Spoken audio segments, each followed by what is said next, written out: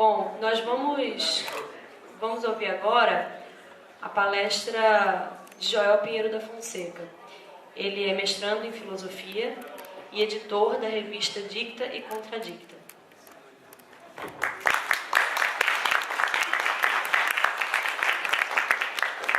Obrigado a todos, é uma honra para mim estar aqui, participando aqui da Convenção DPL. E eu queria começar minha fala contando uma pequena história que vai ilustrar muito bem a distinção e a divisão entre duas coisas que eu vou querer tratar aqui. Ela se passa no ano passado, em 2012, em Delray Beach, na Flórida. E é o seguinte, você tem muitos turistas ali que vão para a praia e você tem um problema do caminho dos turistas, entre as casas deles e os prédios, os hotéis, e a praia levando a parafernália de cadeirinhas ou guarda-sol, ou o que seja. E um grupo de empreendedores bolou uma solução, então, para resolver esse problema. Eles pegam os turistas onde eles estiverem com carrinhos de golfe, aqueles carrinhos um pouco maiores, e levam eles até a praia. Qual é a grande inovação desse projeto empreendedorístico deles? Isso era feito de graça, é feito de graça. Eles levam de graça a pessoa onde ela quiser na cidade, até a praia ou a volta. Funcionam até as 11 horas da noite e não cobram nada dos usuários. Eles se mantêm de dois jeitos. Gorjetas, se a pessoa quiser pagar um pouquinho para eles, ela paga. E principalmente propagandas nos próprios carrinhos, que os negócios locais colocam as propagandas ali. Ou seja, você tem aqui, esse é o meu primeiro exemplo, é um exemplo de uma solução privada por empreendedores que eram parte da comunidade local, eram moradores de Delray Beach, provavelmente. Provavelmente não, eram sim. E que prestam serviço para o qual antes não havia uma oferta adequada. Mas o curioso dessa história é que eles fazem isso numa cidade que já tinha um outro sistema para levar turistas ou pessoas em geral de um lugar ao outro, que é o sistema de ônibus da cidade, que também tinha 2 ônibus que operavam 2 linhas gratuitas. Tá? Esses ônibus ficavam abertos até tarde da noite, tinham rotas fixas, a pessoa tinha que ir até eles para pegá-lo. E uma consequência não intencional dele é que, pelo fato de ser gratuito, acabou atraindo pessoas que só queriam ficar no ônibus como mendigos. E acabou então virando um lugar não muito agradável para os turistas passearem. Então esses ônibus permanecem muito subutilizados, embora também ofereçam um serviço gratuito. A diferença deles é qual? Eles não fazem dinheiro de gorjetas, eles não fazem dinheiro com propagandas que comerciantes botam neles. Todo o dinheiro deles, todo o custo deles é arcado pelo Estado. Os funcionários, o combustível, a própria compra original dos ônibus, é tudo financiado pelo Estado. Tá? E essa é a oposição que eu quero fazer. Existem problemas sociais no mundo. Existem demandas esperando para ser atendidas. E existem 2 maneiras de olhar para essas demandas. Uma delas é a maneira do Estado. O Estado identifica um problema social, um funcionário público ou um eleitor identifica um problema social, e, em geral, usa alguma metodologia ou alguma solução que já seja conhecida. E o Estado é naturalmente avesso à inovação, porque ele tem que seguir toda uma série de protocolos e de procedimentos para evitar a corrupção, que é um problema muito sério no Estado, e isso engessa muito a operação dele. Além disso, ele traz soluções de cima para baixo, soluções únicas, e que, portanto, o custo delas, se elas derem errado, é muito alto, então ele não pode inovar muito, porque vai que é um grande fracasso a inovação dele. E o Estado faz tudo isso por meio da redistribuição de renda. Tira a renda de uns, todo mundo aqui sabe, e financia o serviço que ele quer prover. Só que isso traz um problema. Ao fazer isso, o Estado perde o vínculo entre a qualidade do serviço que ele presta e a utilidade do serviço que ele presta e a remuneração por esse serviço. O Estado, os funcionários públicos, não têm como saber se o gasto que eles estão fazendo está de fato suprindo uma demanda real, está de fato curando um problema social real, e de fato, em geral, existe a demanda, ou existe o problema social, mas eles não sabem se essa demanda, se esse problema social está sendo atendida de uma forma eficiente, se o custo que ele tem ao fazê-lo é coberto pelos benefícios que aquilo lá traz. Tá? E a segunda forma é o empreendedorismo. O empreendedorismo também passa pela identificação de um problema social.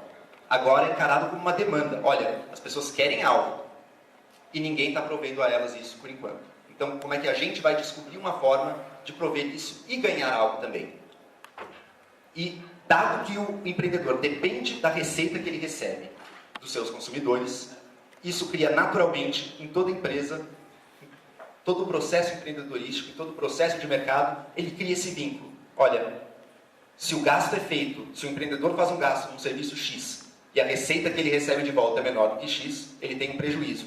Isso dá a ele uma informação, a informação de que aquela demanda, a informação de que aqueles recursos que ele utilizou para suprir aquela demanda valem mais, poderiam estar suprindo demandas mais importantes em outras áreas.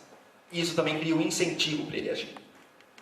O fato dos lucros e prejuízos, eles são tanto um canal de informação, eles informam quanto à situação do mercado e quanto ao uso daqueles recursos, e eles criam um incentivo para que o empreendedor proveja mais daquilo, se estiver dando lucro, ou menos, se estiver dando prejuízo. Tá? E eu quero, então, explorar aqui alguns exemplos com vocês. Eu não comecei com o trânsito por acaso, porque é um tema que surgiu muito no Brasil. Eu participei aí, junto de vários outros libertários lá em São Paulo, das manifestações do Liber, inclusive numa de junho, que foi a maior de todas, que teve muita gente na rua, subiram a Avenida Paulista. E eu conversei com muita gente lá.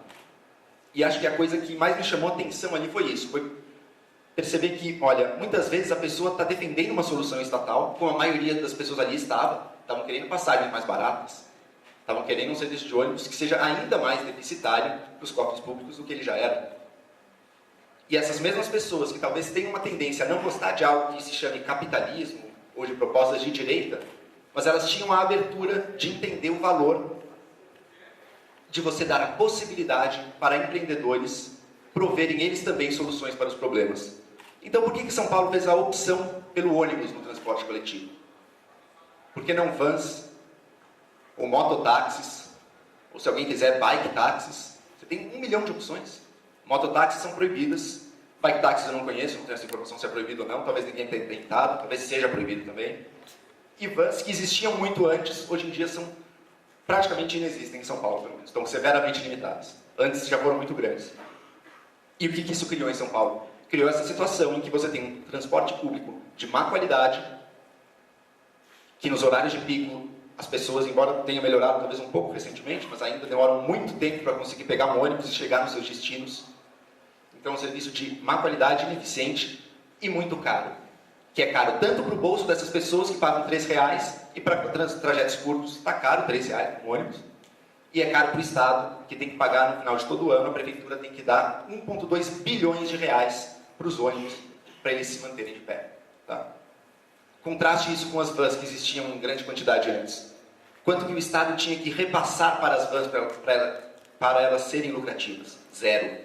Essa é a diferença.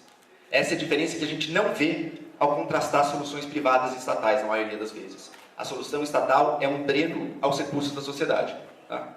A solução estatal parte do princípio que eu chamo, outros chamam de perde-ganha. Para um lado ganhar, para eu dar transporte público de qualidade para uma fatia da população, outros vão ter que perder, outros vão ter que pagar por aquilo.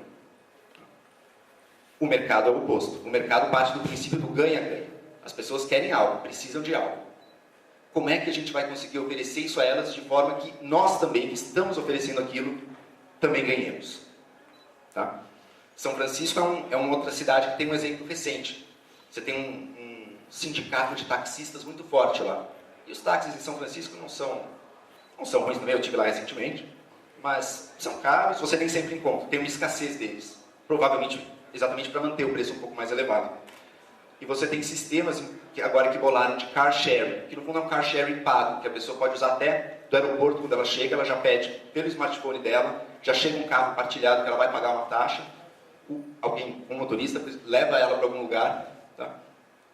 E agora o sindicato dos taxistas, que também são empreendedores, de certa forma, mas esse sindicato agora está querendo banir esse novo serviço. Por quê? Porque tira a demanda deles. Vejam que o fato do Estado, da mentalidade estatal, estar permeando esse setor que são os taxistas, olha como muda a mentalidade deles. O empreendedor é, antes de tudo, alguém que está buscando solucionar ou satisfazer uma demanda que ele reconhece. O taxista, nesse caso pelo menos, em São Francisco, já virou alguém que quer garantir um direito que ele vê como sendo dele a uma certa demanda cativa da sociedade. O foco já não é mais na solução, o foco já não é mais no consumidor, e sim no produtor. Isso é endêmico a todo tipo de solução estatal. Você tem que garantir que as respostas tradicionais, aquelas respostas que são permitidas pelo Estado, não sejam não tenha um crowding out da iniciativa privada. Tá? E é muito curioso porque, em geral, é o Estado que promove o crowding out, ao oferecer uma alternativa gratuita. Mas em casos como esse das vans, em São Paulo tinha, e eu vou relatar agora um outro, é exatamente o contrário. É o setor privado que, mesmo cobrando, consegue fazer um crowding out no setor estatal. Então veja, na cidade de Campos, Rio de Janeiro, você tem a prefeitura ali garante ônibus a uma taxa muito barata, acho que é R$1 hoje em dia, baixaram, que era R$1,25, acho, para R$1. Muita gente vai de graça. E mesmo assim, você tem um setor de vans muito desenvolvido, um setor informal de vans. Um setor que não tem um aval do Estado, mas que de uma maneira ou de outra o Estado acaba também não coibindo muito, então elas acabam podendo operar.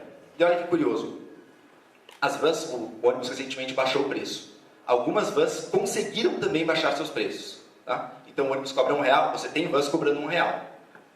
Essas vans serão, em geral, de qualidade talvez mais baixa e vão bem lotadas, mas elas estão batendo o que o ônibus cobra, com o benefício de que elas não custam nada para a prefeitura depois. Esse ônibus a R$1 é um subsídio enorme que ele recebe. A van a R$1 é um negócio lucrativo. E você tem outras categorias de van. Você tem a van a R$1,25, que era o preço tradicional das vans antes da tarifa de ônibus abaixar. E você tem até a van a R$1,60, que é uma van que você vai sentado, ela não superlota, e você ainda vai assistindo um DVD. Olha que fantástico. O setor privado, empreendedores, identificando problemas na sociedade, solucionam-os sem ter que tirar nada de alguém com isso. Pelo contrário, só ofertando. Tá? Então, eu vou passar para um outro exemplo agora, que é o exemplo da educação. Em 2008 ou 2007, um autor chamado James Tooley estava fazendo um estudo sobre educação no mundo. Ele trabalhava para a ONU, foi para a Índia, para uma grande cidade indiana, estudar as escolas públicas daquela cidade. E, na verdade, o interesse dele era estudar as escolas públicas, a educação dos pobres, mas, na verdade, estava sendo explicitamente mandado para estudar como é que eram as escolas da elite daquela cidade. Mas estava um pouco decepcionado com aquilo, não era bem o interesse dele, e resolveu um dia entrar numa favela, uma grande periferia da cidade, para ver como é que era a situação ali, conhecer as escolas. E o que ele descobriu foi uma rede gigantesca de centenas de escolas privadas operando lá dentro. Você tinha escola pública, escola estatal, oferecendo educação de graça, e mesmo assim, pais ainda preferiam botar seus filhos numa escola paga. Pagam uma mensalidade muito baixa, às vezes $1 por mês, R$1,25 por mês. Lá é alguma coisa, aqui não é nada, mas lá é alguma coisa. E os pais preferiam pagar. Por quê? Porque eles dizem, olha, na escola privada os professores faltam menos, na escola privada o meu filho vai com maior ânimo e eu sinto que ele aprende mais. Esse James Tooley daí viajou o mundo, em várias cidades pobres do mundo, na África, foi na Nigéria, foi em Gana, Bangladesh, e descobriu a mesma coisa. Em todas elas, essa mesma situação. Escolas privadas cobrando de gente que, para nossa acepção, a gente poderia chamar de favelados, e tendo a sua demanda. Aqui, recentemente, o Diogo Costa, aí na fala dele, disse que no Brasil também existe. Eu não sabia, fiquei feliz em saber. As nossas favelas também têm escolas. Escolas que o Ministério da Educação desconhece. Então, se você chega e vai falar com o ministro de Educação de qualquer um desses países, ele diz, não, aqui escola privada é só para os muito ricos. Os pobres têm escola pública, eles vão na escola pública. Aqui no Brasil é provável que os jovens vão sim à escola pública, porque você tem sanções para o pai que não manda. Mas o que acontece ao mesmo tempo é que, aparentemente, muitos desses estão indo, além de ir à escola pública, vão na escola privada também e pagam por aquilo. Eu conheço até um exemplo pessoal. Era um sujeito que dava, um amigo meu, que dava aulas de reforço numa comunidade pobre no Rio e cobrava por elas. Ele dava no sábado, e os alunos vinham no sábado ter aula com ele, aprendiam mais. Alguns foram fazer vestibular, alguns passaram em vestibular, e por demanda dos alunos, ele chegou a dar até aulas de latim para eles. Quando que uma escola estatal dará aulas de latim? Por interesse dos alunos. Nem nas coisas que mais devessem interessar os alunos, mais ligadas à vida deles, eles conseguem esse interesse. Essa é a diferença. Você tem uma solução que está partindo, uma iniciativa que depende da pessoa que está recebendo, e outra que é uma iniciativa que trata a pessoa que está recebendo como uma massa inerte. O Estado pensa nas pessoas assim. São uma massa inerte que depende de alguma ajuda. Para o empreendedor, não. São, de novo, estou lembrando que o Diogo Costa usou uma ótima expressão, são ativos. O consumidor é um ativo no mercado. O cidadão pobre para o Estado é um passivo. É algo que ele tem que gastar e que vai custá-lo muito. Então, Podemos pensar no setor da saúde. A gente tem saúde, o SUS no Brasil. Não sei se vocês viram hoje, saiu um relatório da Bloomberg dizendo de vários países, o Brasil foi o pior na saúde, no sistema de saúde. Embora nós tenhamos saúde universal, gratuita, de qualidade para todos, com a qualidade que nós somos capazes de dar.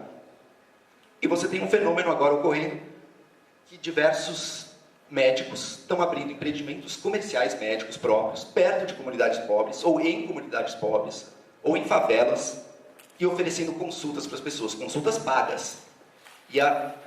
E o pobre que mora ali prefere pagar R$50 numa ressonância do que ter a ressonância de graça no SUS.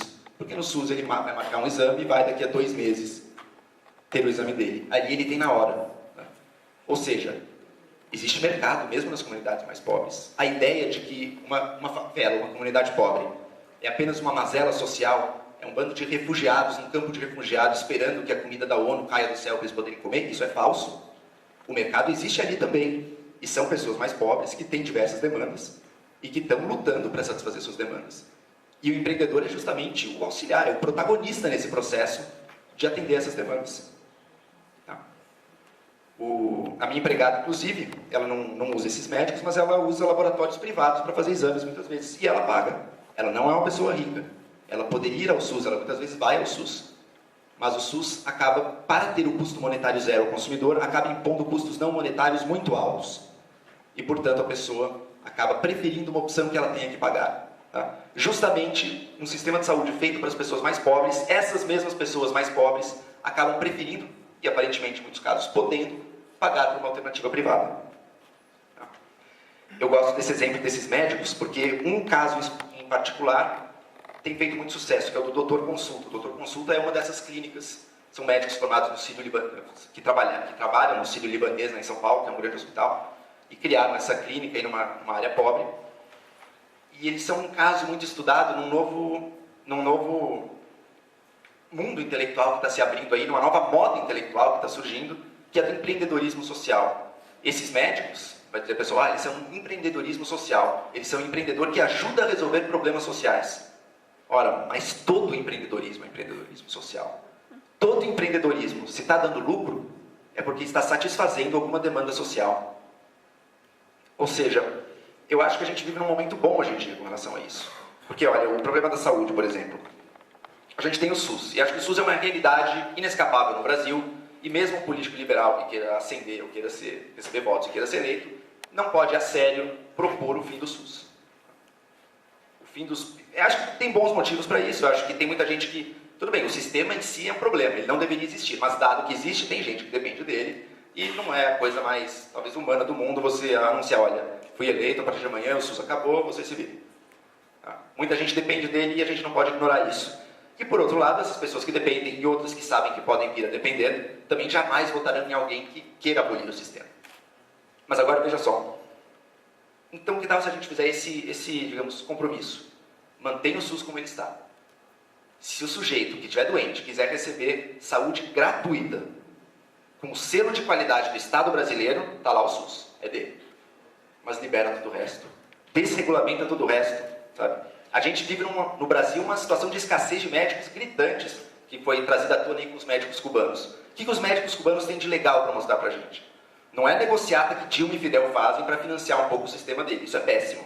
Mas olha, o médico cubano vem para cá, ele ganha menos do que o nosso médico, ou seja, está ferindo a CLT, isso é bom.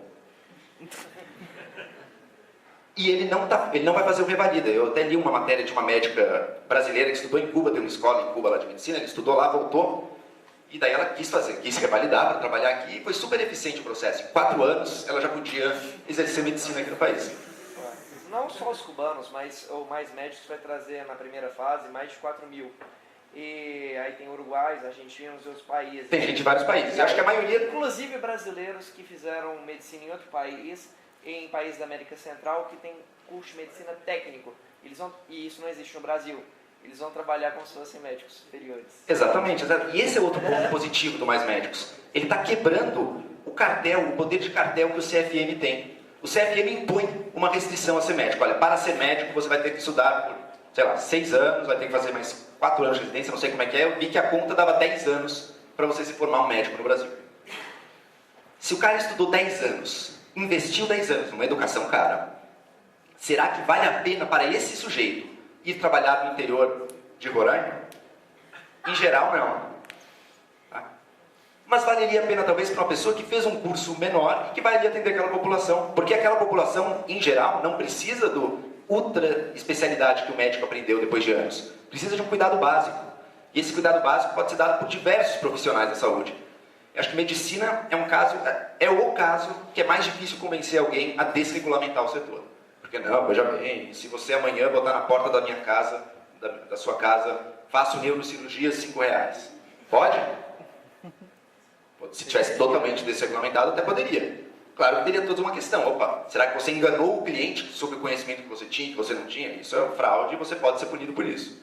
Será que você cometeu alguma negligência que não era, naquele contexto informacional, esperada que pudesse ser cometida? Isso também pode ser julgado. Quer dizer, existiriam maneiras privadas de se proteger. Mas eu acho que a gente não precisa ir nem tão longe hoje em dia. Hoje em dia é só ser contra o ato médico, é só poder reverter um monte de atribuições que os médicos conseguiram concentrar para si ao longo das últimas décadas, que você já teria um ganho imenso. Cadê a autonomia das enfermeiras, dos farmacêuticos? Os farmacêuticos hoje não podem quase dar conselho para doente em farmácia. Para que eles servem, então? É para te entregar o remédio na sua mão?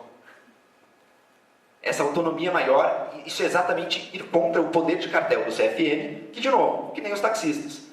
No fundo, o médico também, muitos deles são empreendedores, têm seu consultório, mas a mentalidade da solução estatal para os problemas acaba criando neles esse espírito ultracorporativista que acaba beneficiando antes o produtor, o ofertante e muito menos a população, o consumidor. Tá? Hoje em dia, por isso que eu acho a vida dos médicos cubanos, se me perguntam, eu falo, cara, deixa os médicos cubanos entrarem, é bom que eles venham. O acordo Brasil-Cuba podemos discutir, isso é outra história. Agora, a vinda deles em si é boa. É boa porque balança esse monopólio, balança esse cartel. O CFM é apenas um cartel, e nada diferente dos outros. E eu acho que a retórica do empreendedorismo social é muito positiva. Hoje em dia as pessoas estão mais atentas e estão mais dispostas a aceitar. Opa, é legal isso. Até um cara de esquerda vê, cara, é legal o empreendedorismo. O cara está bolando soluções, está trazendo soluções, uma coisa às vezes alternativa, moderna, que usa novas tecnologias, que consome menos recursos, que polui menos. O empreendedorismo social está ligado a tudo isso. Mas é o bom e velho empreendedorismo, é apenas ele. É apenas a liberdade de iniciativa, a livre iniciativa e apenas a liberdade de trocas. Tá? E por isso eu acho que a gente vive um momento bom. Na medicina isso já acontece um pouco, mas em outras áreas, então, outras áreas isso está acontecendo ainda mais. Vamos pegar outro exemplo, que é a segurança.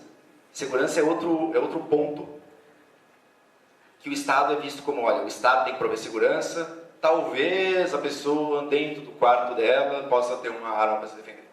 Mas é o Estado que cuida da segurança. Olha, você tem soluções subvertendo a lógica da segurança do Estado e dando super certo. Detroit, não sei quantos de vocês aqui conhecem o caso de Detroit atualmente, cidade que faliu aí notoriamente, o Estado, o governo de Detroit faliu, porque era uma cidade que já foi muito grande, muito rica, por um processo aí de desindustrialização, perdeu muitos moradores, mas manteve um Estado grande e com todas as garantias que ele queria dar, e faliu. E hoje você tem uma situação que você pode ligar para o 911 de Detroit e simplesmente não vai aparecer ninguém. Os serviços públicos, os serviços estatais todos estão num estado muito precário. E você tem um sujeito de uma comunidade de Detroit, sujeito negro, olha, numa vizinhança negra, tinha muita violência também. Ele começou ele sozinho. Era ele, uma arma e um cachorro. Mas eu já vou dizer que ele não vai ser um vigilante aqui da história, vai ter algo muito legal. Mas ele, uma arma e um cachorro, começou uma iniciativa para garantir a proteção e a segurança da vizinhança dele. E hoje ele tem uma empresa chamada Threat Management Center, e que ele diz, olha, o nosso objetivo é minimizar os outcomes, os resultados violentos. Nosso objetivo não é lutar contra os bandidos, não é prendê-los, isso, a gente tem uma arma.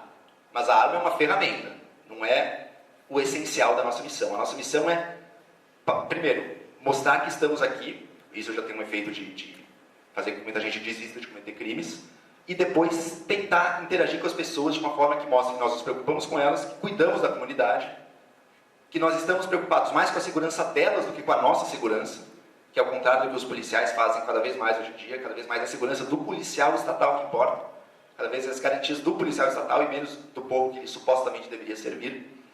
Então eles têm esse grupo e ele diz, olha, e a gente está operando já acho que desde 95, e nesses quase 20 anos, nenhuma pessoa que eles estavam servindo se feriu e nenhum dos agentes de segurança também se feriu ou morreu. Tá?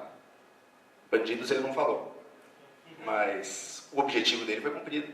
E olha que fantástico, como é que ele se paga? Ele recebe financiamento dos moradores da região, que pagam uma taxa para ele. Se a pessoa é pobre, não tem problema. Tá? No fundo, essa distinção muito radical que fazemos entre caridade de um lado ou buscar o lucro de outro, na prática pode ser muito mais fluido as duas coisas. Ele está em parte, para algumas pessoas ali, fazendo caridade, para outras não, está prestando um serviço pago. E assim ele se paga. Tá? E são soluções, olha que incrível essa solução. É uma solução que está sendo experimentada, e o mercado é isso, né? O mercado é muito mais a experimentação. São iniciativas pulverizadas, cada uma bolando uma solução nova que pode dar errado, pode dar certo, e vai crescer ou vai sumir.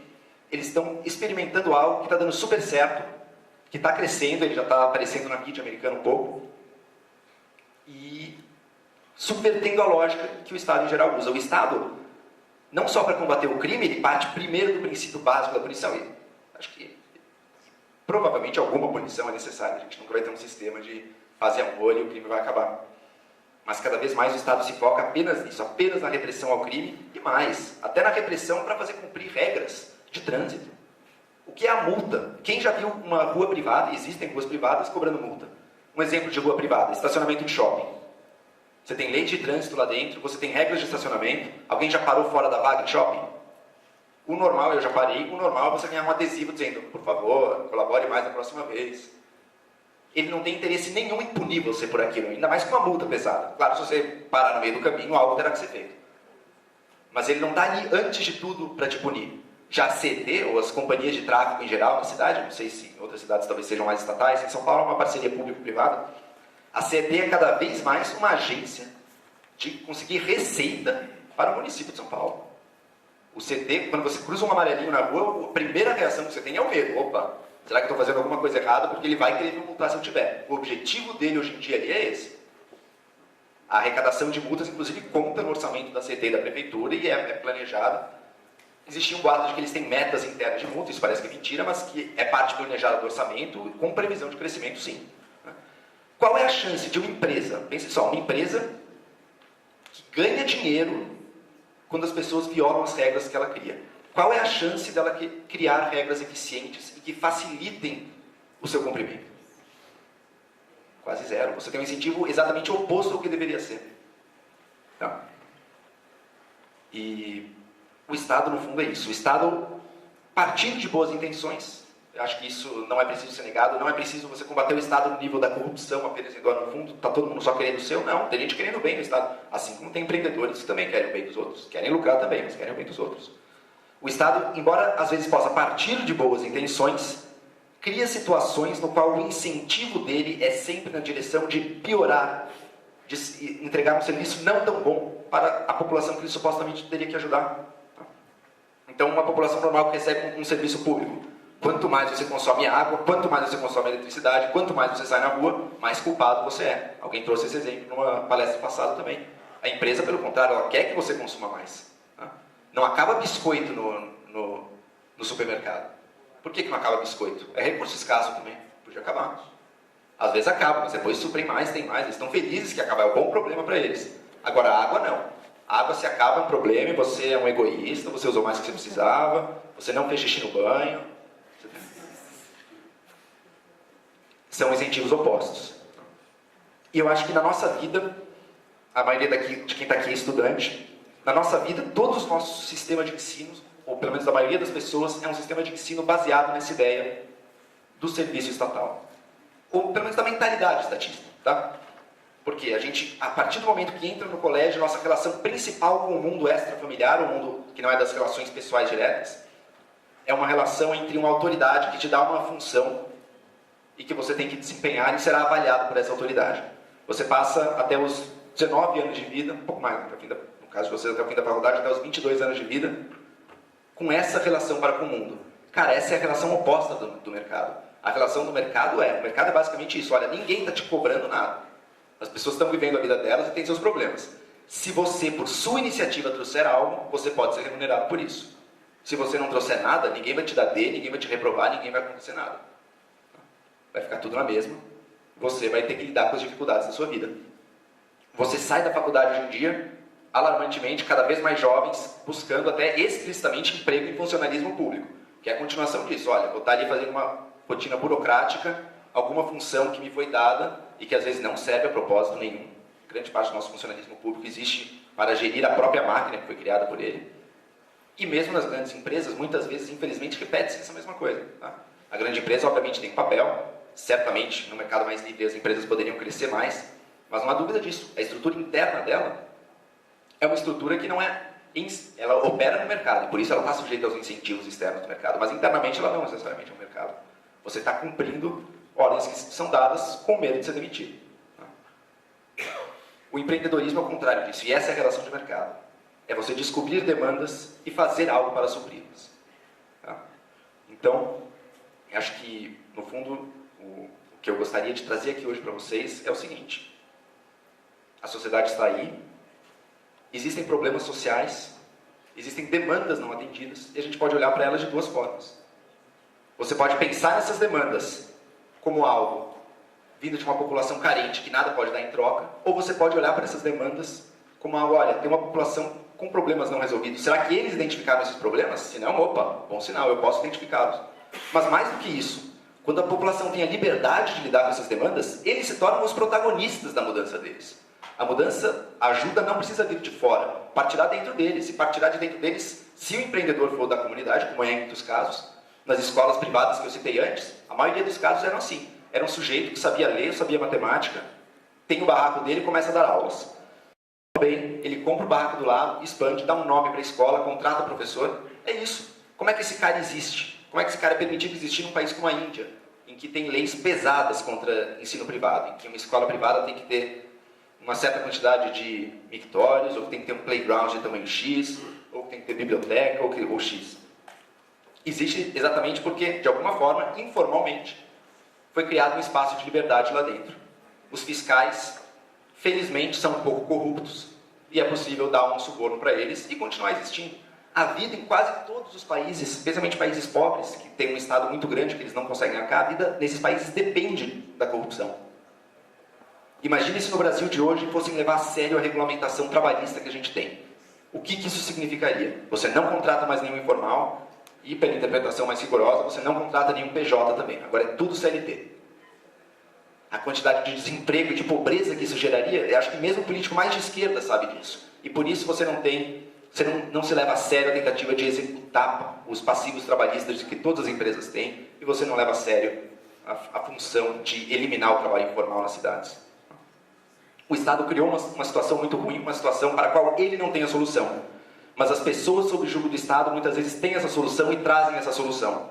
O problema é que ela ainda é vista com um preconceito contra o lucro, contra o que é a busca da riqueza, preconceito falso. Buscar a riqueza não tem mal nenhum. O problema talvez é buscar a riqueza enganando os outros, explorando os outros. E um político, um funcionário público pode, e na verdade está fazendo isso muito mais do que um empreendedor. Embora o empreendedor possa ser mal, também possa dar um mau serviço, e para isso existe o tribunal. Mas a busca pelo enriquecimento não é má, ainda mais se é a busca pelo enriquecimento ajudando as outras pessoas. Empreendedorismo é isso, e livre mercado é isso, é a cooperação mútua. E é só com a cooperação mútua que os problemas da sociedade são resolvidos de uma forma que não depende do constante criação de conflitos de classe. O governo tira de um para dar para os outros. É uma relação sempre de perde e ganha. Uma relação sempre que você cria duas classes antagônicas, que podem ser proletários e empresários, ou que podem ser pobres e ricos, ou que podem ser ciclistas e motoristas de carro. E é sempre assim. Para um ganhar, outro vai sair perdendo. E o mercado subverte essa lógica. E o mercado diz, não, para um ganhar, ele vai ter que fazer os outros ganharem também.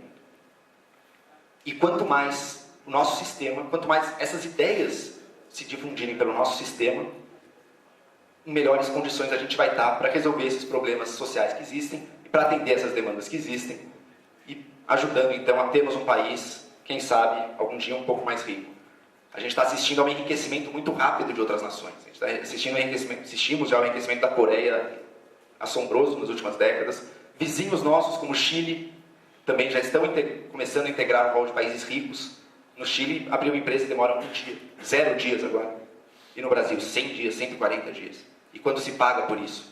Está aí a diferença. Os dados estão aí, e a realidade está aí. Todo mundo conhece, na sua própria experiência, 1 milhão de casos que no fundo são isso, são empreendedorismo.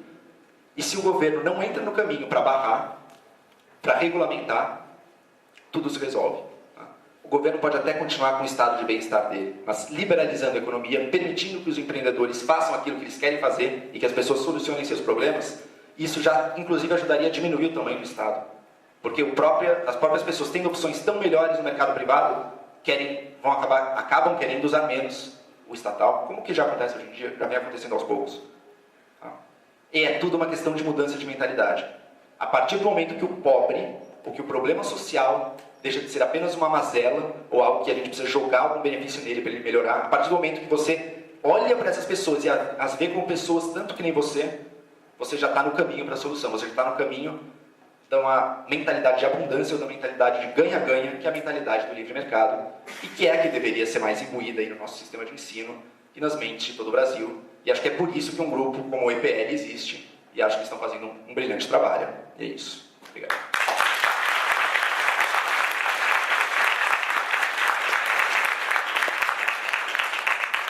Perguntas? E Joel, eu estava vendo a palestra e pensando nessa questão da um pouco da dicotomia, né, do empreendedor e do Estado, mas eu acho que no fundo, assim, todo agente tem um pouco de Estado, um pouco de empreendedor, porque você vê muito muitos empreendedores que vão se utilizar do Estado. Então, seu exemplo, taxista e mais uma série de grupos, né? Um exemplo, assim, que a gente vê muito agora recente é essa política nacional do crack. É um problema social. Várias igrejas e entidades começaram a resolver aquilo por elas mesmas, mas depois você começa a escutar aquele discurso: o Estado está omisso. Né? E vem deles. O Estado está omisso. Eu estou fazendo a minha parte, mas o Estado não está fazendo nada. E aí, de repente, aquilo se une com o Estado, começa a pedir verbas, e agora já virou uma questão estatal, porque o Estado não pode sair dando dinheiro para todo mundo, igual você falou, né? Tem a questão de corrupção. Então começa a ser desenvolvida uma política nacional do combate ao crack. Você quer uniformizar toda aquela... Tinha várias abordagens ali, né? Abordagens, Jesus, não sei, Buda, tinha 1000 coisas. E agora você está tentando criar uma política nacional, ou seja, uma solução única para todo mundo. Uma uniformização burra, né? Porque talvez não funcione também em todos Exatamente, não. A uniformização mais burra possível, porque você está tratando com uma coisa psíquica, humana, né? Não faz o menor sentido.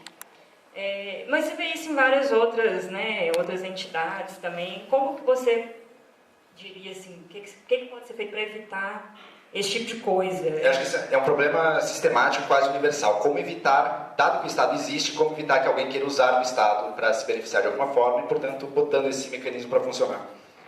Olha, em primeiro lugar, por que não experimentaram algumas experiências sem Estado? Tem experiências acontecendo. Um exemplo que eu tinha levantado aqui, que é de proteção privada também. Você tem no Quênia uma grande favela chamada Kibera, que tem umas 200 mil pessoas, e que por uma questão bem intrincada, ligada ao exército antigamente, que se assentou ali, o Estado não tem autoridade sobre aquilo. Então, uma comunidade de 200 mil pessoas, a maioria trabalha em Nairobi, mas volta para lá para dormir, uma comunidade sem Estado que existe ali. Você encontra soluções ali dentro, você tem soluções de segurança, uma escolta, você tem tudo isso, tem um mercado acontecendo. Acho que você tem perdas e ganhos, tá? Mas eu acho uma experiência interessante, e é muito difícil você dizer se essa experiência funciona ou não. O que é uma experiência social funcionar? Tá? Será que talvez numa sociedade sem Estado como essa, o telefone seja 10 vezes mais barato, mas morra uma pessoa a mais a cada 2 anos? E aí, vale a pena ou não? É incomparável, é quase insolúvel.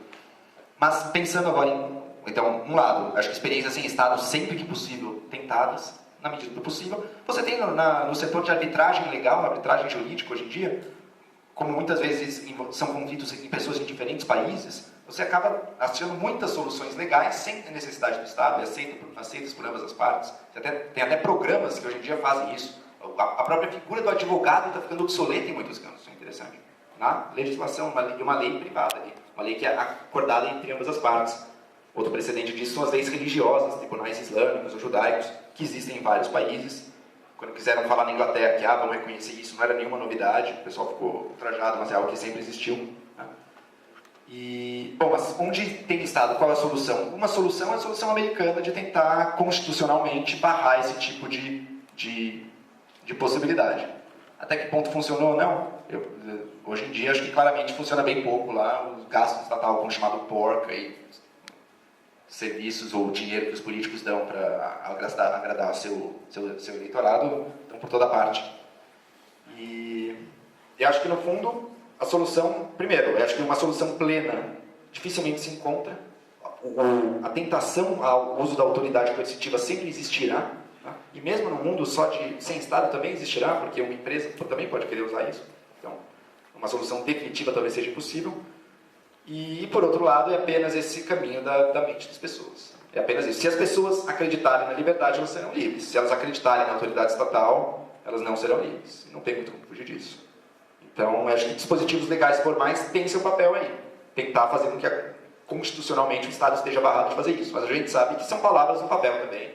Se as pessoas realmente quiserem reinterpretar aquilo para ser outra coisa e passar a usar, vai ser possível. Mas é isso. Eu não vejo uma solução definitiva. Vejo caminhos que podem ajudar um pouco isso. Voltando sobre o crack, só que você tocou aqui, lembrei disso agora. O Brasil, ele tem uma política contra o crack, contra as drogas, mas você não tem a possibilidade de saber se ela vale a pena ou não. Como é que você sabe se a luta contra o crack está valendo a pena? Como é que você morreu 10 pessoas ao menos? Cada vida vale o infinito. Não, cada vida não vale o infinito. E se você quisesse realmente minimizar o número de mortes, você pioraria a vida de todo mundo. Sei lá, carros agora só andam a 10 km por hora, não sei, ambulâncias. Você não pode ter piscina, porque a pessoa pode morrer. Você não existe uma resposta clara. Tá? O Estado está sempre lidando com isso, com essa impossibilidade de comparar grandezas distintas. Que na nossa vida a gente também está, mas a gente tem o nosso gosto para dizer, olha, eu prefiro mais risco e mais rapidez. Outra pessoa prefere mais segurança e um veículo mais devagar. E cada uma vai demandar isso e vai encontrar isso na medida do possível no mercado. E o Estado tem que solucionar tudo para todo mundo, fica com uma decisão impossível de ser feita objetivamente, tendo que escolher arbitrariamente um ponto. Olha, não, o ônibus que não tem extintor de incêndio não pode, porque é muito inseguro. Por que não? E se isso for um custo que piore o acesso das pessoas ao ônibus? Quem disse que vale a pena? Não tem resposta.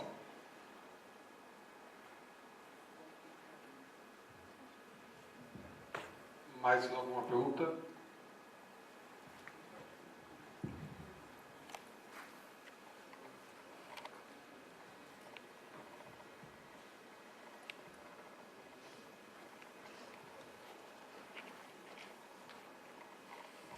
Obrigado.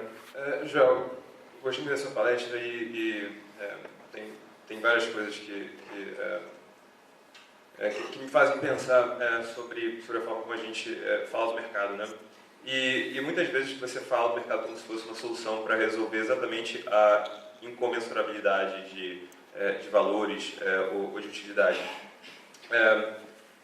Você acha que existe na economia ortodoxa alguma forma de você ter essa visão do empreendedor, né? Porque parece que é uma visão tão profundamente filosófica, né? Assim, você parte de uma sociedade que valores são incomensuráveis e você fala, bom, a única forma que a gente tem de resolver isso é através do papel do empreendedor. E eu não sei, assim, existe uma forma de você ligar isso que parece tão filosoficamente distante da economia com o pensamento econômico mainstream? Como você se faz uma ligação dessa? Olha, com a economia estrita eu não sei. Eu acho que, na verdade, eu tenho muita dificuldade de saber claramente onde é que é a fronteira. A partir de que ponto passa a ser filosófico ou econômico, porque eu acho que existe uma realidade única aí, que a gente usa ferramentas diferentes para conhecer. Mas eu acho que um discurso político sobre a sociedade não pode ser apenas econômico. Então, quer dizer, por economia mainstream, estou imaginando modelagem ortodoxa do comportamento de agentes e tudo.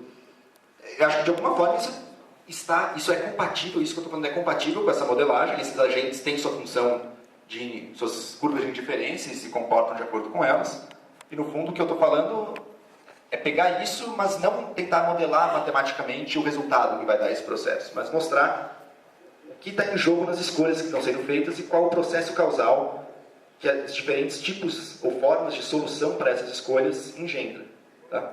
Eu acho que de alguma forma, bom, acho que muita gente aqui lê Mises ligado à economia austríaca, acho que a economia austríaca de alguma forma trata muito melhor, tem uma tradição de tratar bastante disso, embora você tenha outros autores, e Schumpeter também, que tratavam muito de empreendedorismo, de empreendedores, talvez pegando em algo um pouco mais psicológico da coisa. Mas eu não sei se eu vejo uma necessidade, ou se há necessidade, de você integrar isso à teoria econômica estrito sensu. Mas certamente um discurso sobre a sociedade que usará do ferramental econômico também tem que passar por esses outros lados importantes da vida humana, lados importantes da sua atitude básica com relação à realidade, com relação ao mundo, à sociedade, à realidade como um todo. Isso é muito importante, isso tem que estar presente no discurso, mas certamente, ou talvez, não seja parte da ciência que o economista profissional vai fazer ali no escritório dele.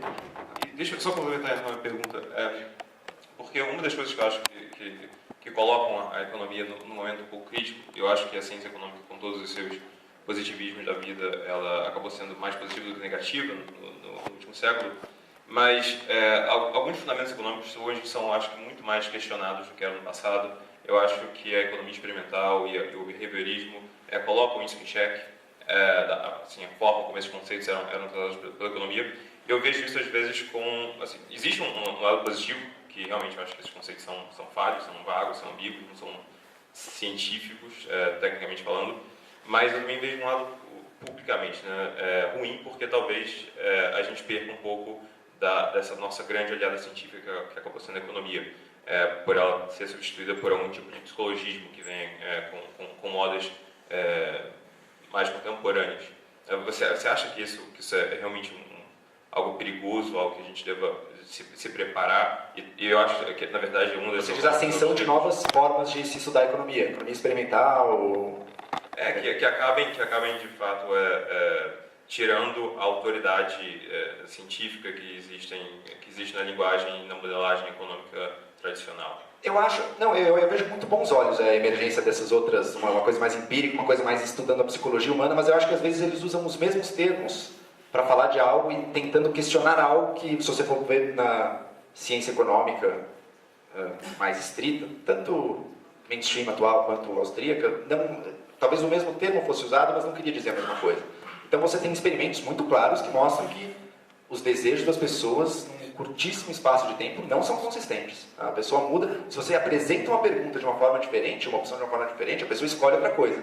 Então não é que a pessoa chegou de casa com uma escala bem delimitada de desejo, de valores, e vai escolher com base neles. Não, essa escala é dinâmica e está mudando o tempo todo, inclusive pela informação que ela recebe, e como você frame aquilo para ela, muda a escolha dela. Tá? Então eles dizem, olha, o homo econômico foi refutado. Acho que ao longo do século XX inteiro você tem refutações dele. Mas eu não sei se a economia mais ortodoxa depende, eu não sei se ela nega esse resultado, sabe? O que ela diz é o seguinte, olha, num dado momento, numa dada situação, as escolhas revelam preferências e necessariamente elas são consistentes, tá? Preferir A a B e preferir B a C num mesmo momento, num mesmo período, porque no período seguinte pode ter mudado completamente a curva dela, mas no mesmo período significa preferir A a C. Tá? E com relação à economia austríaca também, eu acho que na verdade você tem um refinamento psicológico para entender o que está por trás da ação do ser humano, mas as consequências necessárias que se seguem a essa ação continuam valendo e a estrutura básica da ação continua a mesma. É um homem buscando fins. Tá? Para fazer economia, você tem que levar em conta de que esse tipo de evento do universo, que é a escolha humana, é diferente dos outros eventos. Que uma queda de uma pedra não tem finalidade, uma ação humana tem. Portanto, existem meios e existem fins. E é porque existem meios e existem fins que você pode falar de diferenciar entre receita e custo e entre lucro e prejuízo e, portanto, desenhar toda a economia. Eu acho que nada disso contesta, acho que nada do que se descobre hoje em dia contesta isso, que é o núcleo que é o necessário para a economia. Tá? Eu acho que ela contesta uma visão que muitos economistas tinham, talvez, de um homem muito racional, que está querendo maximizar sua carteira de ações, mesmo fora do mercado de ações, em todos os campos da vida, que era irreal, mas que não era diretamente não era uma consequência direta da teoria econômica. E é bom que, então, essas duas coisas se separem. Olha, vamos ter bem claro o que é realmente a teoria econômica e o que eram, talvez, preconceitos dos economistas sobre como o homem se comporta no mundo. Eu acho que uma coisa não contradiz a outra.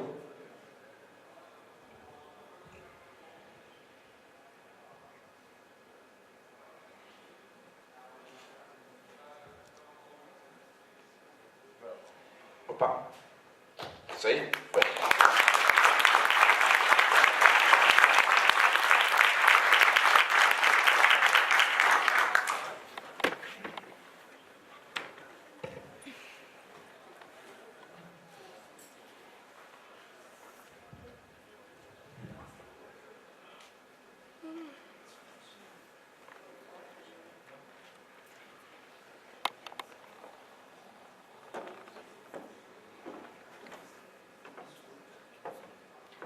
pessoal, é isso.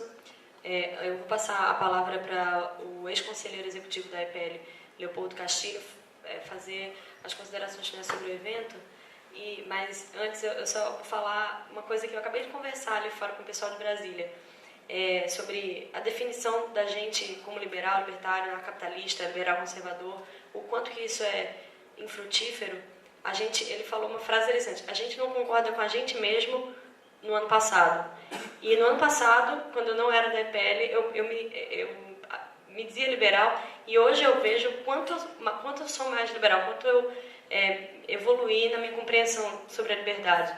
E hoje, especialmente depois da palestra do André Ramos, eu não vou mais defender a prova da OAB.